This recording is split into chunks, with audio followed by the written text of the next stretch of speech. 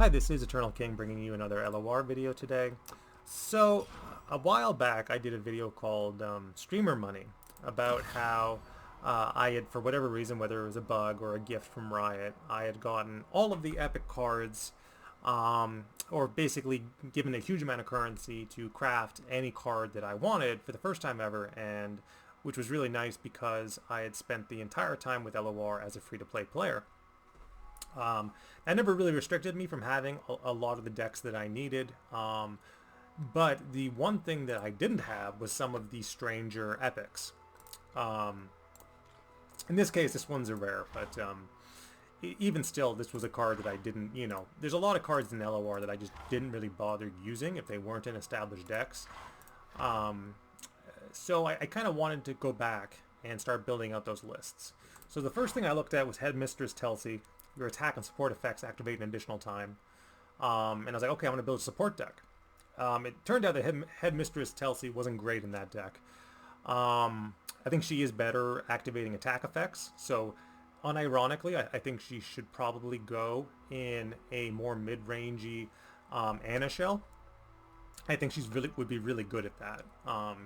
She basically has the effect of the equipment that people use, but it's like on a 5-mana body, which is like pretty nice. So I might play around with that later.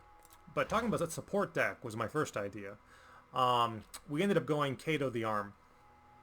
Kato the Arm being a long-time vanilla epic that has existed in LOR, that hasn't seen a ton of play.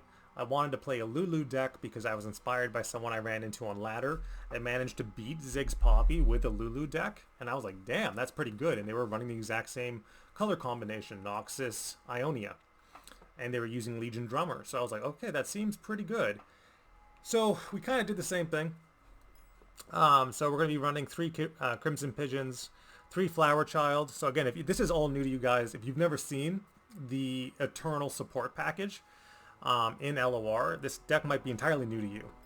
We'll call this Flower Girl Loves Support. So we're supporting the Flower Girl here in this deck. So we're running 3 Crimson Pigeons. This card is obviously a staple in aggro. A staple aggro card. One of the best 1-drops in the game because it swings as a 3-3, which is heavily overstated for a 1-drop. Legion Rearguard is a 3-2. This is a 3-3. Flower Child, it's a 1-drop. When I'm supported, grant me plus 2 damage.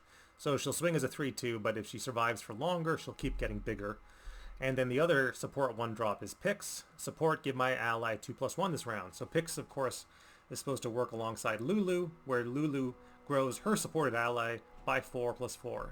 So, basically Pix has no stats, but you Lulu the Pix, and then the Pix supports the Flower Child, and then the Crimson Pigeon's in there somewhere, and Legion Drummer gives something else, quick attack, and that's how this deck functions. Basically, the idea is that Legion Drummer is just a better Young Witch, which she is, but Young Witch isn't here too, because we just need the support package. Herald of the Spring will give us a little bit of healing, which is nice on the swing.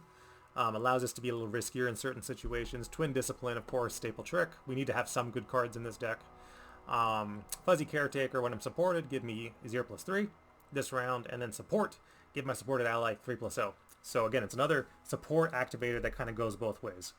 And again, if you haven't seen how support works, basically anything that goes on your right is the supported unit.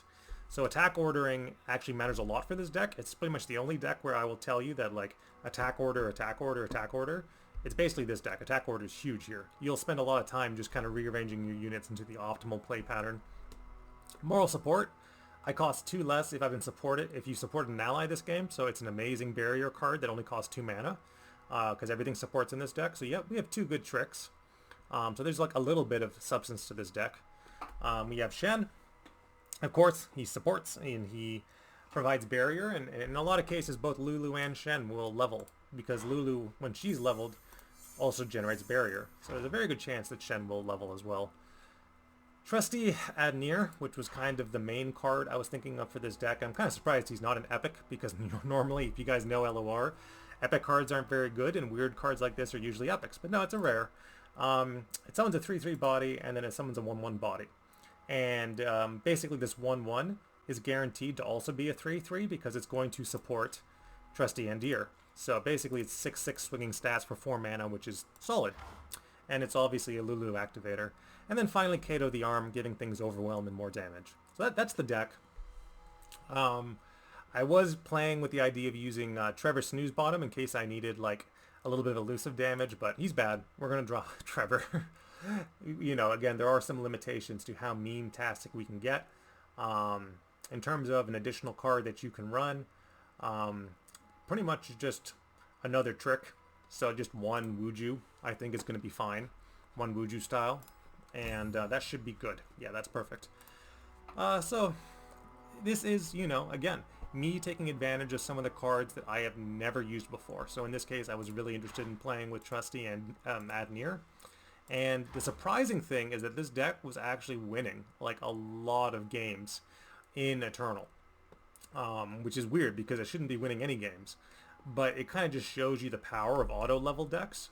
So this is an auto-level deck where Shen and Lulu auto-level very, very quickly off of a low mana curve, one-drop spam kind of shell. And apparently that's good enough into a lot of cases, which is, again, weird because people are just not building their decks correctly for this format. I'm saying that as the top 100, you know, aggro player from Canada. I just don't believe people are building their decks correctly. Because like a mid-range shell like this with nothing but meme cards should not be winning 5 games in a row in Eternal if anyone knows what they're doing and what they're playing. But again, it is that standard mentality of just like, oh my god, he's flipping his champions, what do I do? And they just can't cope. Yes, flipping champions in Eternal is good.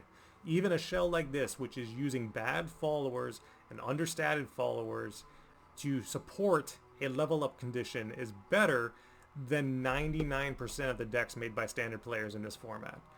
So again, if you give it a shot if you want, I'm going to keep building out more. I've kind of used all the variety cards already from the most recent expansion. So I'll be going back now and going through all the cards that I have that I've never used before and building decks with them. Alright, this is Eternal King signing out.